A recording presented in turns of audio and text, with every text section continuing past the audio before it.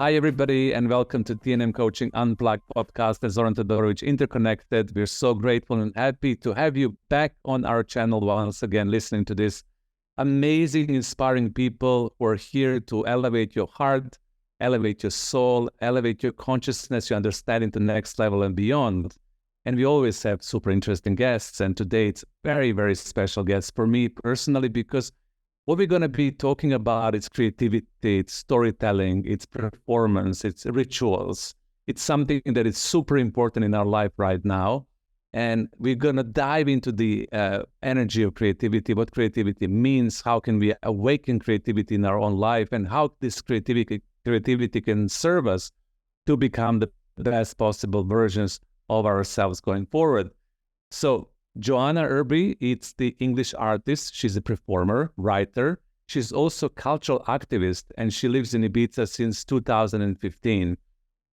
All of the diverse facets of her work strive to highlight authentic local culture, folklore, myths of Ibiza.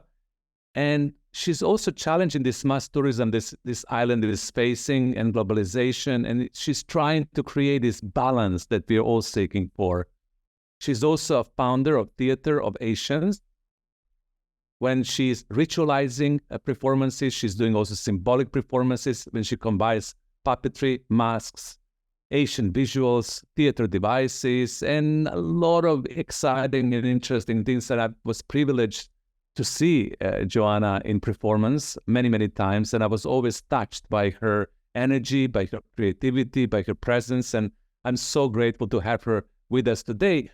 And she's also running a podcast herself, which is called The Walls of Tanith. And if you want to check it out, we're going to reference everything in the description of this podcast, as well as her social media. So, Joanna, welcome. Glad to have you with us today. Thank you so much for inviting me to talk, Zoran. Yeah.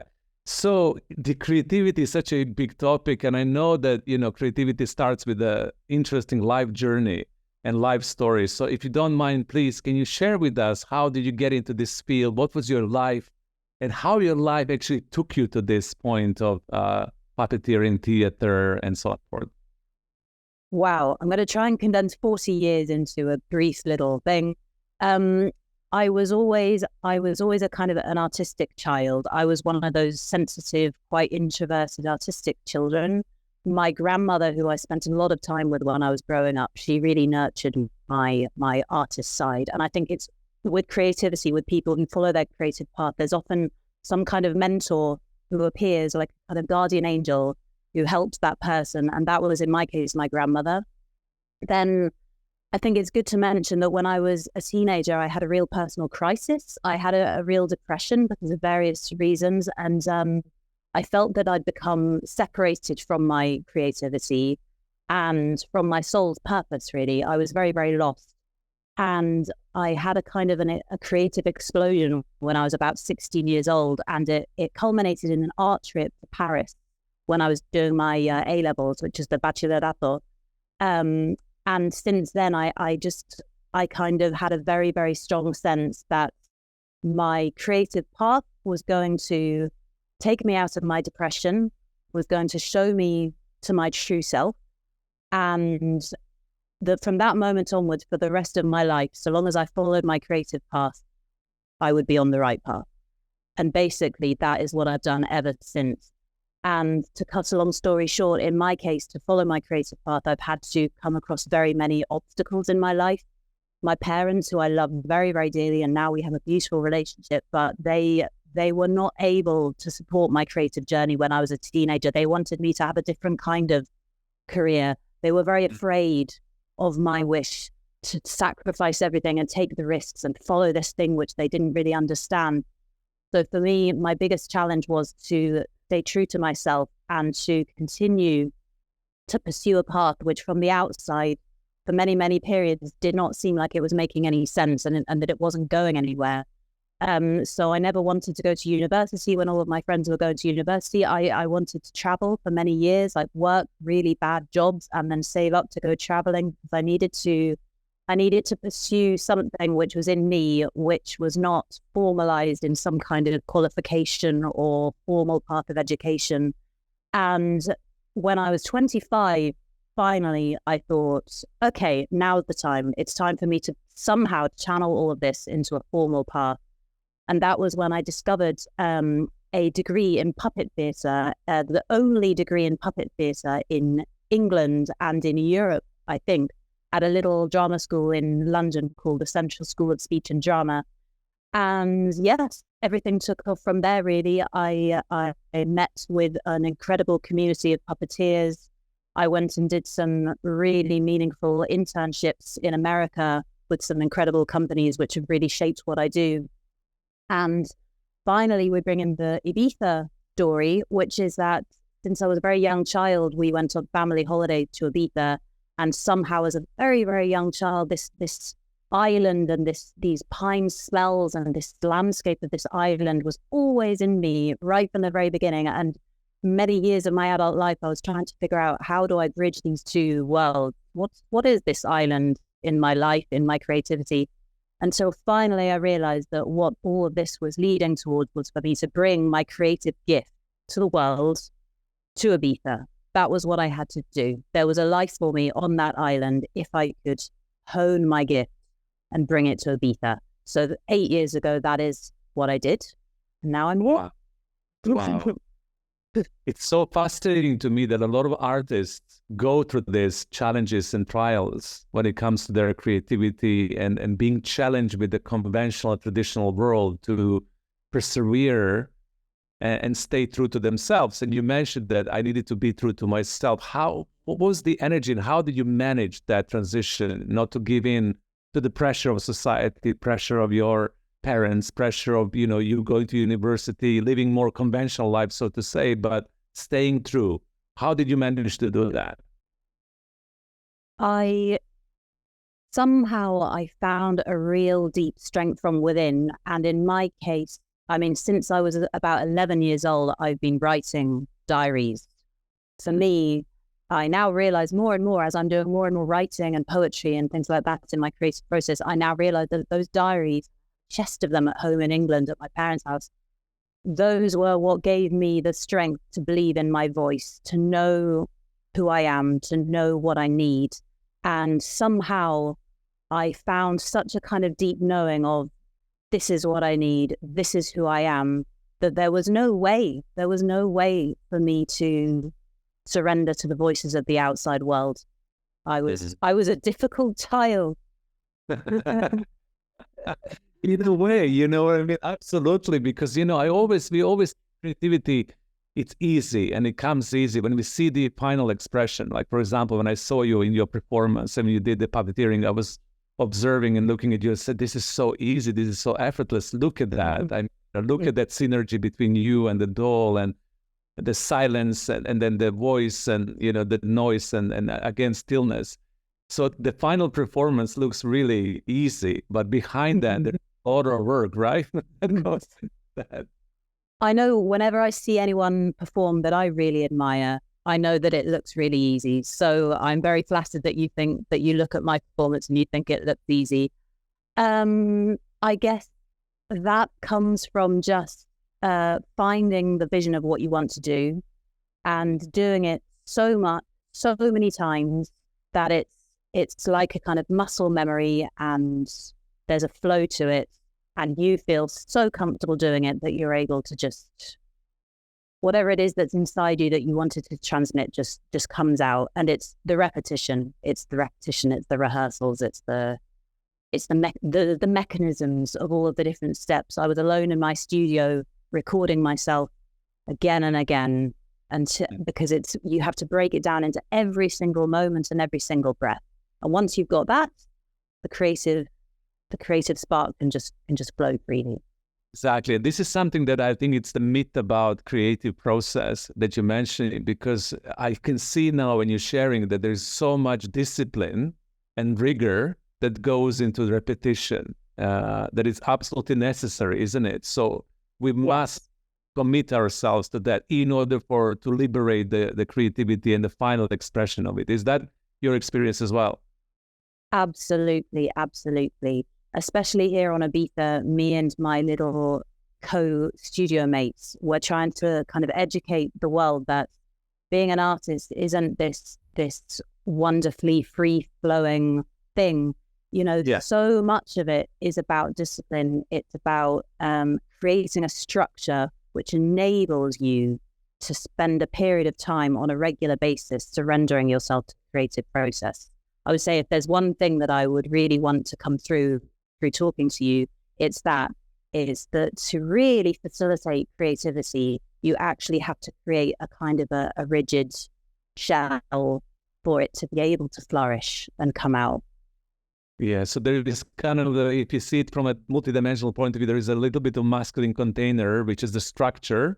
So from within that masculine container of structure, the feminine expression and improvisation and the beauty of expression can shine through. Absolutely, absolutely. I feel that I have a very, very strong masculine side. Sometimes it feels stronger than my feminine side because that's the container which is kind of ordering everything. And sometimes, you know, it feels like there's a little battle between the two. And maybe all that we're trying to do is to find that middle ground between the two. Yeah. I'm just going to ask you a question, and we kind of go back into the flow, because this is going to be maybe a little bit out of the flow. A lot of the people that I coach, for example, people who are listening to this podcast, who are working in big organizations, because we have diversified audience, because we offer services in organizations, in businesses, for people. So there's a mix. And I always hear from people on a certain level that, you know, somehow they, first of all, don't believe they're creative. You know, they believe the creativity belongs to artists, and only, let's say, selected few or privileged few or people who are gifted, so to say, can be expressing their creativity fully, and they don't see themselves as creative beings. And I always think this is such a challenging thing to uphold, to believe, because on a certain level, I believe everybody can be creative. So if you look into that question from that point of view, what is your take on this? Do you feel that we all have this creative energy within? And if we do, what is the journey of somebody awakening their creativity if they feel they're within, let's say, a corporate box or business box, that they don't have enough expression of their creativity in their daily life? Mm-hmm. Well, I would say, yes, society has really, really conditioned us to feel that art is only for artistic people. And I mean, the education system for art, we all have a lot of big problems with. It's, you know, copy this Frida Kahlo painting, and if you do it really, really well, then you'll get an A. So first of all, you have to break all of that down and get rid of any ideas that you've been given from your teachers and from people around you growing up to tell you that you're a bad artist or you didn't do well in your class. The reason why I really, really love my field of puppetry and visual arts and crafts. I mean, I've just been painting a giant onion in my studio for this children's performance this evening. I mean, it's something that looks like maybe a 6-year-old made it. And I did make it with lots of 6-year-olds. But to me, that is art.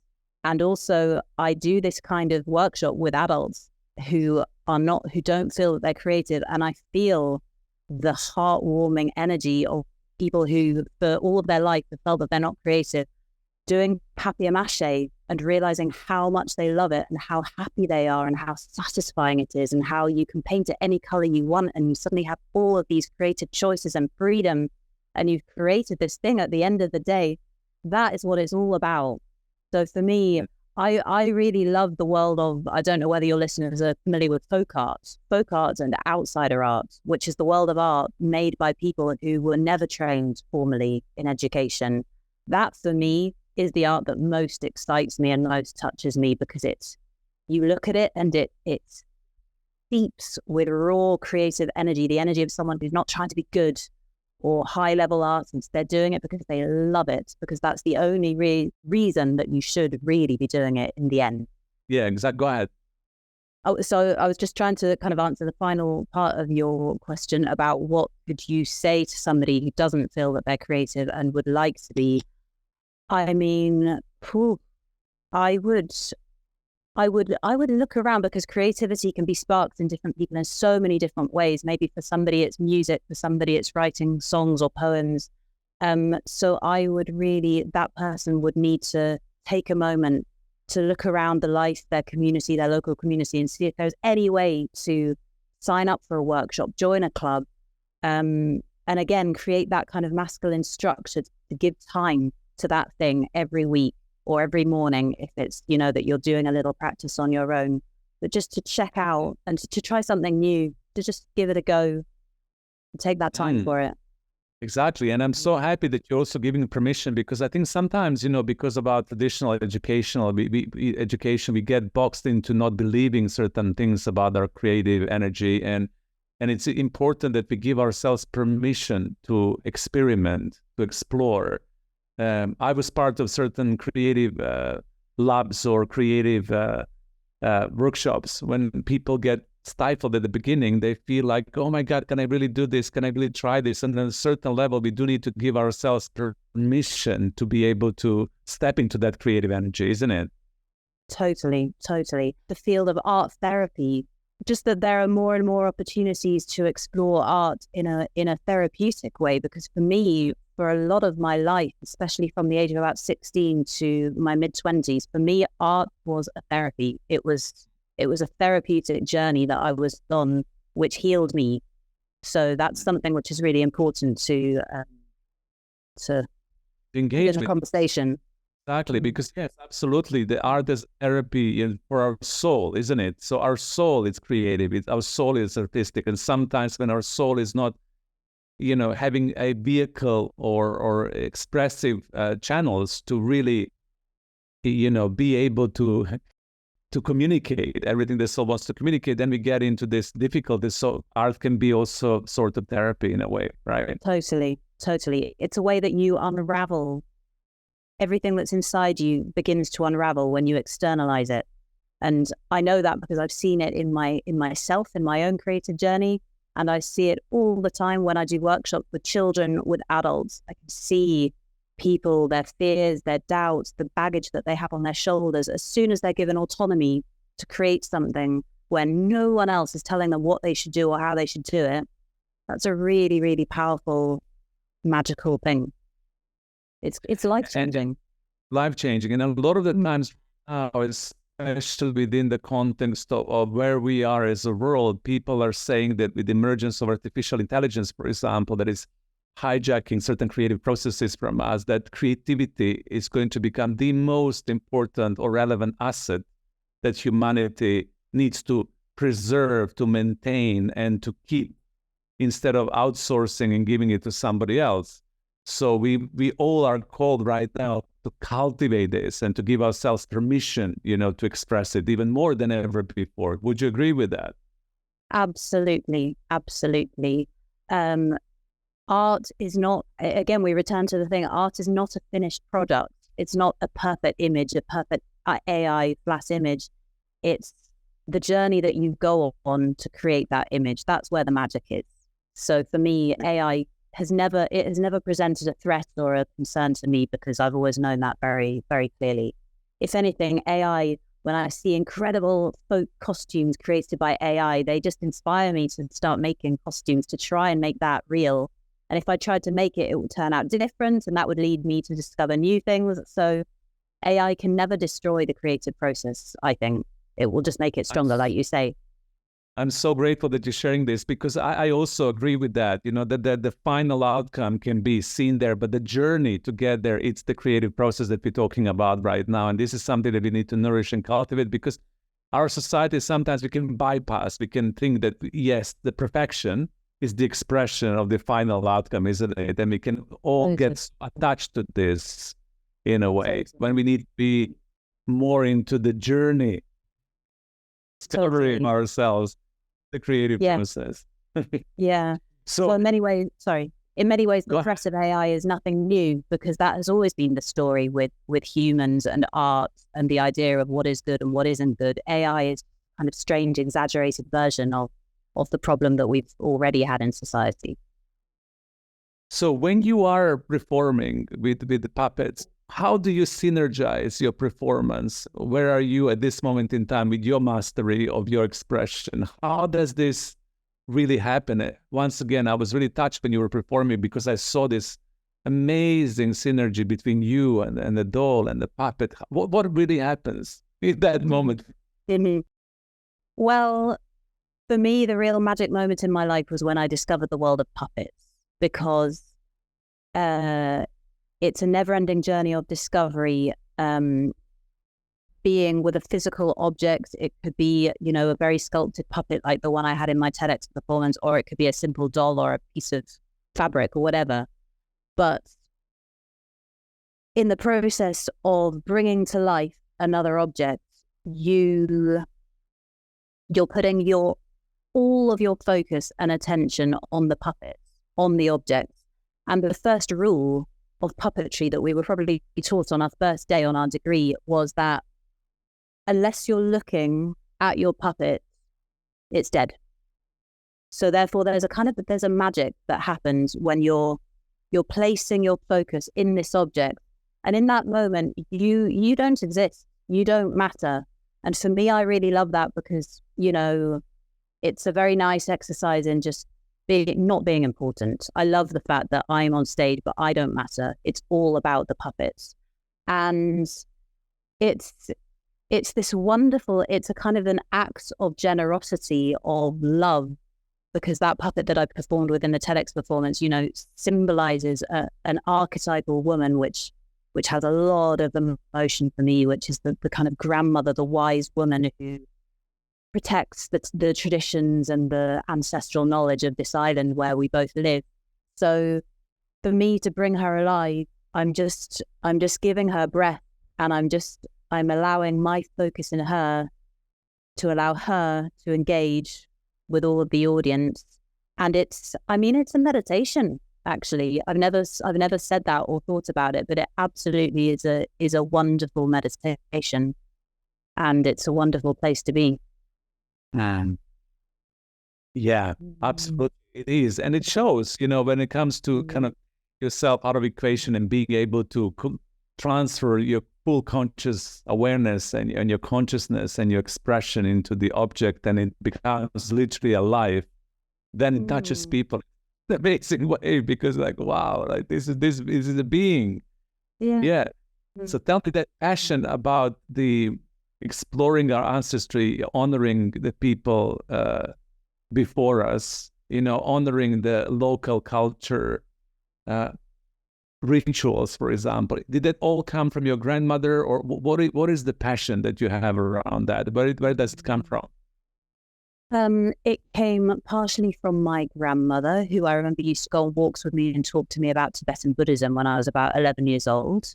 But it also came very, very much from the landscapes where I grew up in southwest England, in Devon, which is a very, very ancient, ancestral, deep nature area of England, steeped in myths and stories. And before I moved to Ibiza, I studied, I lived back in Devon for several years, and I studied myth and storytelling with an incredible man called Martin Shaw. And he really, the time that I spent doing his course kind of gave me the blueprint of everything that I wanted to take to Ibiza, which is through myths and stories, we can profoundly connect with the landscape where we are. It's not about connecting with a culture which is over there. It's about connecting with the stories of this land. Because when you connect with the land where you are in direct engagement with the land that's under your feet. And for me, that has always stayed with me. And it's sort of, for me to have discovered that has given me such a deep fulfillment that I came to Ibiza, and I just wanted to share it on this island, because I realized that it was really, really, really lacking.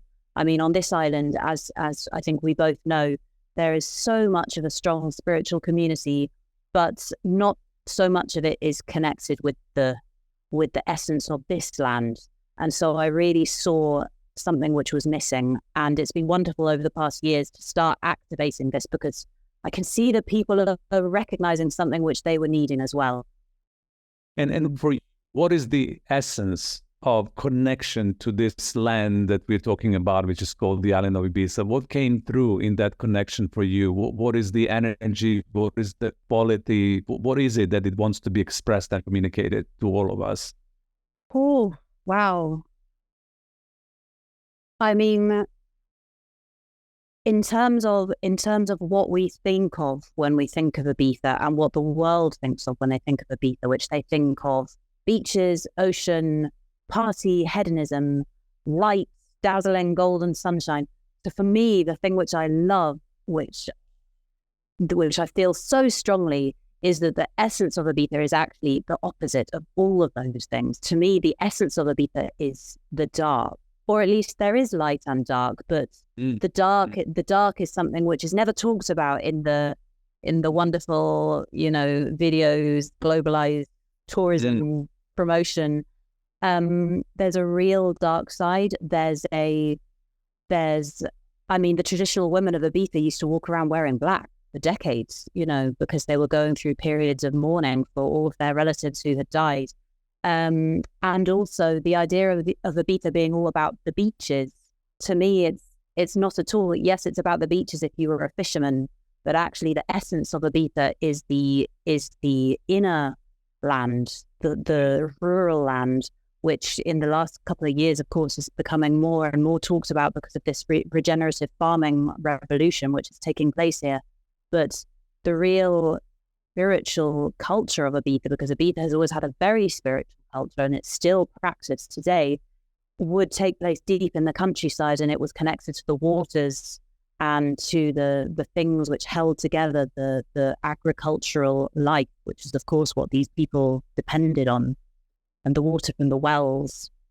So yeah, I love trying to provide the opposite to what everybody associates with the island. Exactly. And I think that for me, that resonates so well, especially when you talk about the darkness, because sometimes when we talk about darkness, we immediately think negativity. And the darkness can think completely different. The darkness can be a void. The darkness can be the space of emergence of something new that has never been emerged before. The darkness can be the birth space for the light to unfold, to be able to express instead of something else. So I'm grateful that you mentioned this, because I also feel it like that. I feel it's not this flashy billboard. Something completely different, isn't it? Yeah, totally.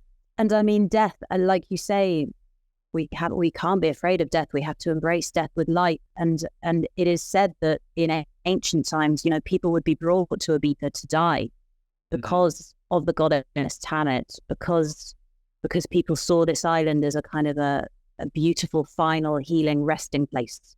So it's an island of life and death, of light and dark.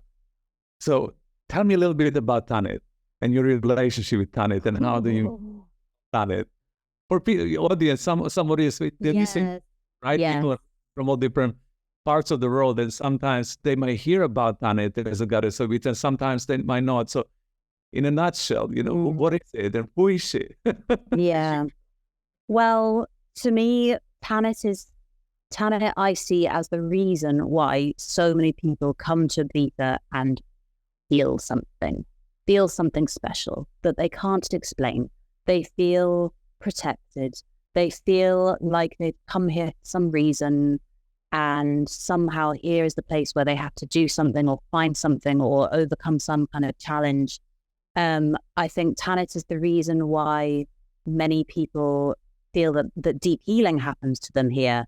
But also, I think Tanit is the reason why many people come here crazy, terrible or dramatic, really extreme things happen to them here. So she's an essence, she's a feeling. Some people might prefer to just call that the landscapes themselves. But other people, and people have done this for the last 2,000 years, other people would kind of encapsulate that feeling into the idea of this female goddess. And yeah, I would say if we do encapsulate it into a goddess, then this goddess is somehow someone who will accompany whoever decides to open themselves to her when they're on this island. And she protects but she also destroys and hurts. And if you're really, really willing to follow through with what she has to give you, then be prepared for a crazy ride. From, that's based on things that have happened to me, and also a lot of people have told me, and probably you have heard other stories as well. 100%, absolutely. It's a challenging ride. I always felt it like my passage. At the one moment when I begin, being based here more and more, I felt that this was absolutely necessary rite of the passage, and then relationship of gifting the most amazing peak experiences in life, but at the same time gifting the breakdowns and breakthroughs and challenges and trials, and being able to really see yourself. And what I realized for myself, I was faced with not being able to ignore the darker aspects of my shadow personality, like everything that I was trying to hide from myself so skillfully, because I didn't want to see it, or it was even unknown to me. Even it was, I was so years that I didn't even know, suddenly became very clear and apparent. And then it was also courage to engage with that instead of running away from it. And I think a lot of the people, if they lose this courageousness to be with it, to engage with it, then they either have hardships or they run away, literally leave, isn't it? Yes, definitely. And sometimes it happens that, a couple or friends come here together, and one of them keeps going into the heart of the storm and the other person realizes they can't. So all kinds of crazy life situations can happen.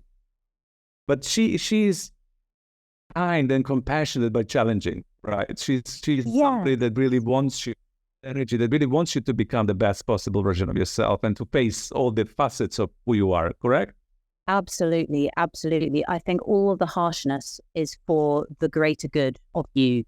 She knows what you need. She's taking you right through it. So don't be afraid, people who've never been here, don't be afraid. It's a good thing, right? Yeah.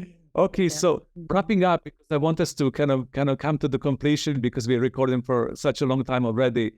So what would you like to leave the audience with when it comes to us reflecting on creativity, your life journey, what Designate offers, the authenticity, the folklore, the culture, connecting to the land, which you think you felt is super important wherever you are, to connect to that local thing, to allow the land to communicate through you and to inspire your creativity. What do you feel audience should play with or practice or try out or experiment? How would you like to leave people who are listening today to inspire their imagination, to inspire them to step into their creativity even more? Well, firstly, I would say that wherever you are in the world, there is a whole world waiting for you under your feet.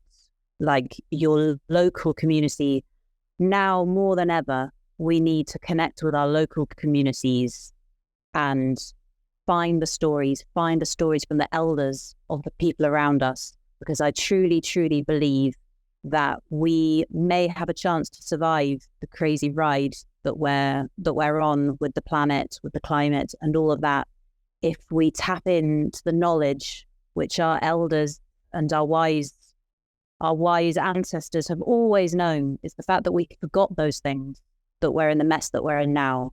So if we all really, really reach out to our local ancestral elders now and find that knowledge and put it into action and keep it and prioritize it, then we have a chance. And just on the subject of creativity, I think, again, with the situation of the world as it is now, we all need to step into our creativity. And that doesn't mean that everyone becomes puppeteer or an artist. It means that everyone recognizes that we are all creative, and the gift that our creativity is giving to the world is what the world needs. And it's also what you need to make you truly happy, whether it's whatever medium, whatever form it takes. When you are able to fully give from yourself in that creative way, I think you're giving yourself the best, fullest life, and you're giving the world what it really, really needs. Beautiful words from a beautiful, wise woman. Really wise woman. I love and that. Thank you so much, because I really felt the transmission for you right now, and I'm sure that the audience, they're going to feel it too. Joanna, thank you so much for creating time, energy, and space to join me today, and thank you so much for sharing your life, sharing your creative pulse with the rest of the people who are watching to this podcast. Thank you so much for joining us today. Thank you so much, Zoran. It's been a lovely conversation.